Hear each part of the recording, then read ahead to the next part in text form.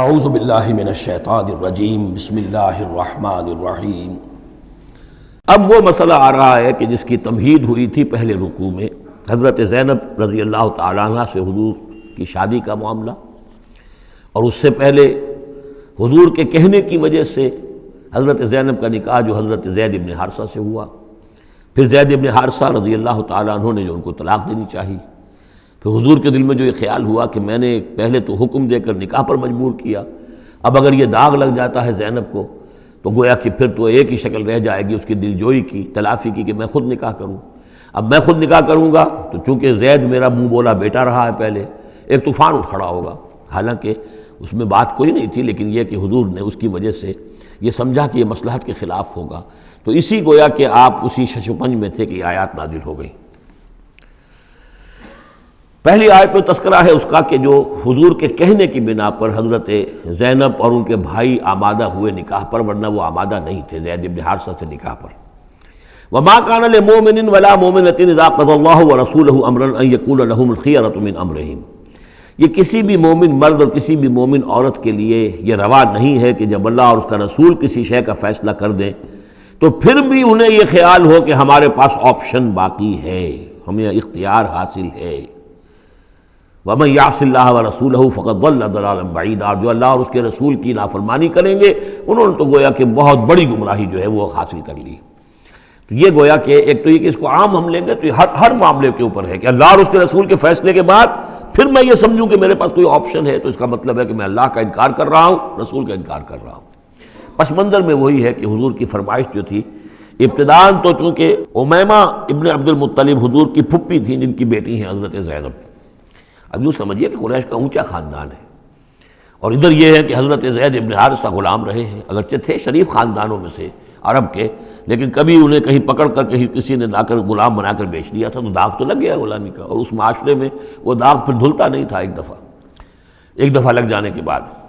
تو اس وجہ سے اب انہوں نے حضور کے لیے، حضور کے فرمانے کی وجہ سے نکاح کیا، اس کے بعد نہیں ان کی نبھی آپس میں، اور اس میں گمان غالب یہ ہے کہ حضرت زینب انہیں وہ نہیں دے سکیں احترام اور ادب اور ان کی مرضی پر چلنے کا معاملہ، جیسا کہ ایک عورت کو فالصالحات قانتات حافظات للغیب جو رویہ ہونا چاہیے، اب وہ اپنے جذبات اور احساسات کے اوپر اس درجے جو ہیں وہ کنٹرول نہ کر سکیں، لہذا ان کے مابین جو ہے وہ موافقت نہیں ہوئی۔ تو حضرت زید نے کئی دفعہ کہا کہ حضور میں پھر ان کو فارغ کر دینا چاہتا ہوں، طلاق دینا چاہتا ہوں۔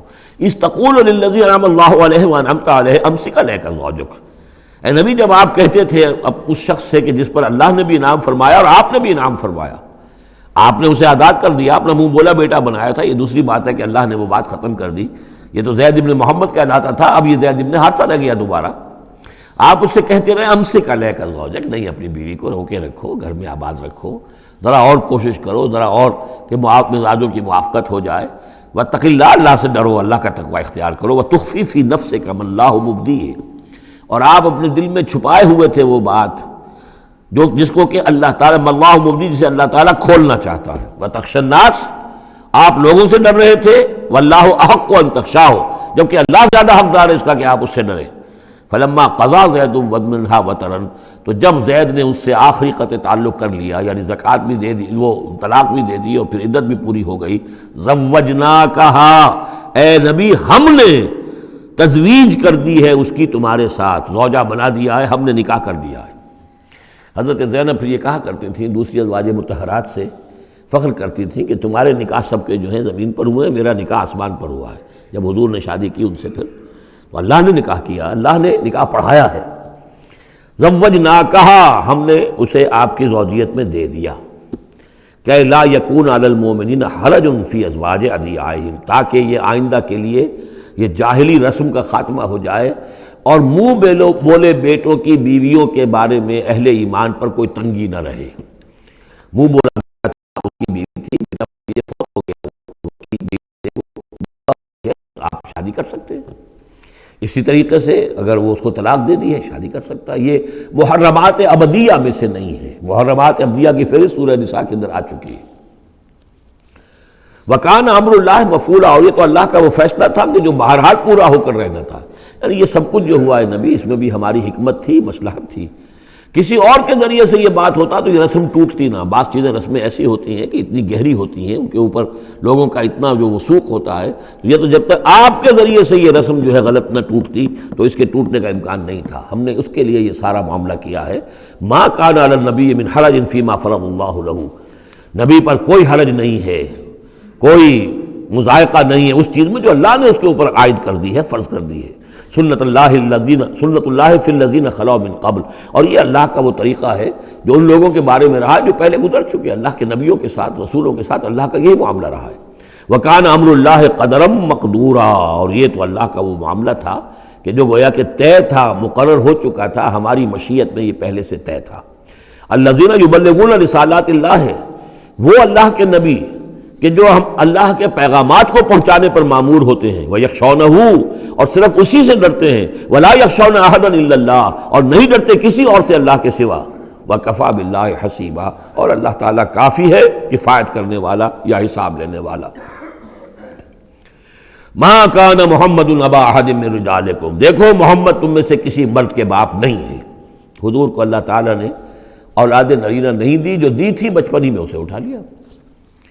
آخری عمر میں بھی یہ سمجھیے کہ حضرت ماریہ قبطیہ ان کے بطن سے حضرت ابراہیم کی ولادت ہوئی ہے. اور یہ ایک عجیب مسئلہ ہے کہ حضرت ابراہیم کے عقد میں یا آپ کے نکاح میں آئیں ہاجرہ، وہ بھی مصر کی تھیں جن سے اسماعیل کی ولادت ہوئی.